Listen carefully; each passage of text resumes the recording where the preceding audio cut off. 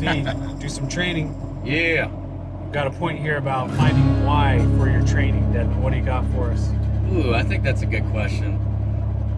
Finding the why about your training, I would say is super important, because if you don't find the why, then why would you keep doing it, right? Kind of like with Drew with the fitness stuff. It's like the why is you want it to be faster, more agile, less pain, stuff like that. Yeah. Same thing for the firearms training or medical or whatever it is in the tactical realm, you could say. The why is going to push you to get those skills, keep improving them, all that kind of good stuff. Get the right equipment, all those kind of things. So, what do you think, Drew? Yeah, definitely. Sorry, I wasn't prepared for that. Yeah, you're good. Yeah, well, I think one of the valuable things about this tactical training stuff is it really forces you to get a lot of other things in your life squared away. You know, like I set out to lose weight because I did these classes with you, just running around with all this gear on, and it really woke me up to the fact that, well, life would be a lot easier if I was a little lighter. You know? Yeah, for sure. Yeah. That's a good point. How much weight have you lost so far? About 30 pounds. That's badass. Over a nice sustained period. Yep. Not too fast, all right? Yep. Yeah, last thing on the why behind the training. I can say my why is, of course, protection of my family, my community, and myself. Another why is obviously to build a community like we have been doing. So I think it's going to be different for every single person, but yeah, very, very important to find the why in your tactical training, in your career, right? That's super important. So you're not going to work just being a freaking drone every day like I hate my life, which a lot of people, that's the case, and that sucks, but a why could be just for money, you know? So either way, finding a why is important. Yeah. Yep. Boom. What about fitness? Fitness. That's a very general topic. What do you think? What have you done, Drew? Yeah. What have you done? Go for it. Yeah. Well, first, It's all about... what sparked it, and then what have you done? What has it been your plan? I know we've talked about this, but it'd be good for other people to hear. Well, you know, I was intending to lose weight for quite a while before I actually, you know, got somewhere. And it's all about creating accountability for yourself. Like, you know, you look in the mirror, you think I could lose some weight, and it's kind of an abstract thing, you know, you try to eat a little less, but I didn't really get anywhere with that. Where I really started finally losing weight was I got a scale, Bluetooth scale, and I just weighed myself every single day. Nice. Every single day, because it's that feedback, that objective feedback from the scale. Nice. That keeps you on track and focused, you know? It was like, so it wasn't that I didn't have the discipline before necessarily, but it was more like you just kind of don't know where you're at, and you end up bullshitting yourself about what's actually going on. Yep. Well, of course, the scale isn't everything, because, you know, you're going to have inflammation because you're getting all these super awesome gains in the gym in your muscle, and you're gaining muscle, right? Yeah. But at the end of the day, some sort of actual metric is a really good thing. You know, you got to put the scale number in context. But for me, that was the thing that has been most helpful. I like that. Yeah. And I know me and you talked a lot about diet strategies, and I think the diet strategy you went with was, like you're kind of saying, be accountable and don't kid yourself. Yeah. Where I know you don't necessarily eat like a bird, right? No. You eat, I don't know, hearty, manly foods or whatever you want to call it, but you just don't eat trash and you don't overeat. Well, my thing is, and you know, these high-fat, low-carb diets are all the rage these days, right? My thing is, if you lose body fat, you're burning fat for energy. So if I'm burning all this fat, you know, 500, 1,000 calories a day from my stored body fat, why would I add fat to my food, right? That was my line of reasoning. So I ended up taking like a, you know, starchy carb and lean protein approach. Kind of like a bodybuilder. Yeah, I just eat, most of the time, I eat one meal a day.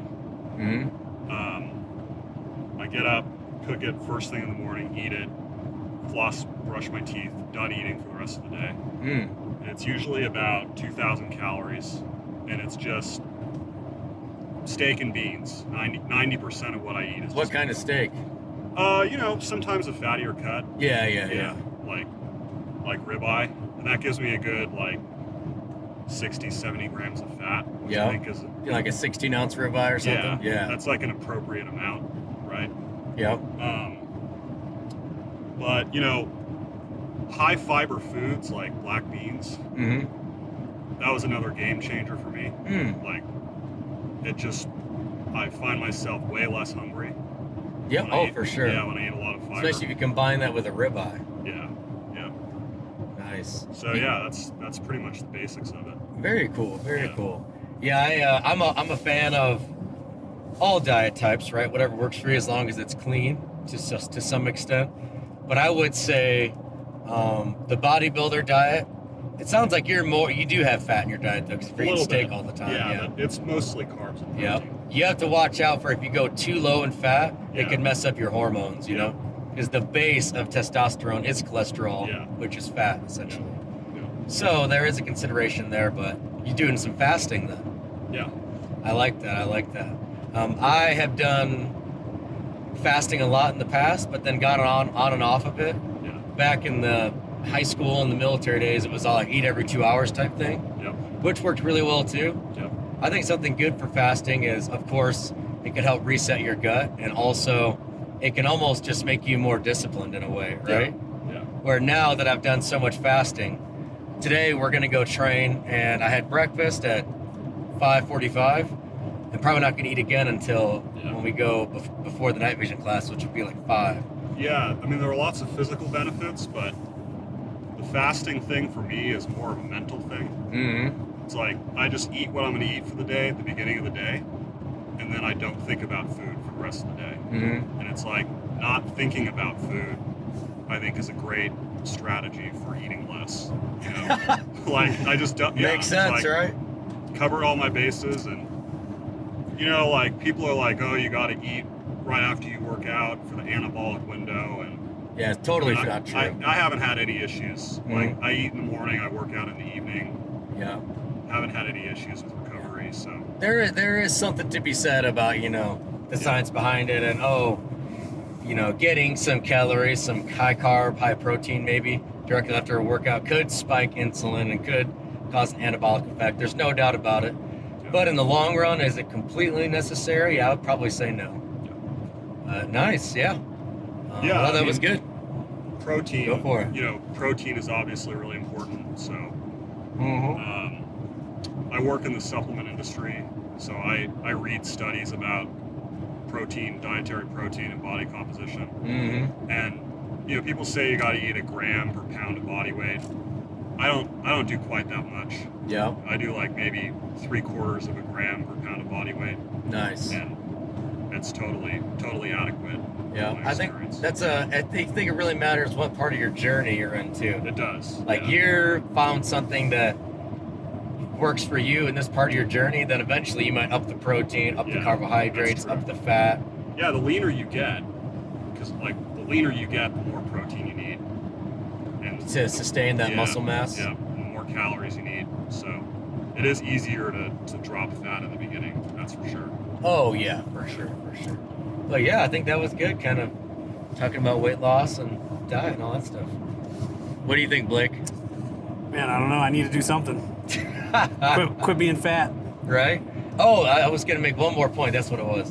One thing I think Drew has done extremely well is, like you said, you eat your meal, and this doesn't have to be you have to fast. You can only eat one meal. You could have 3 meals. You could have 10 meals. Yeah. But basically, I think what you did really well, Drew, is you made a decision.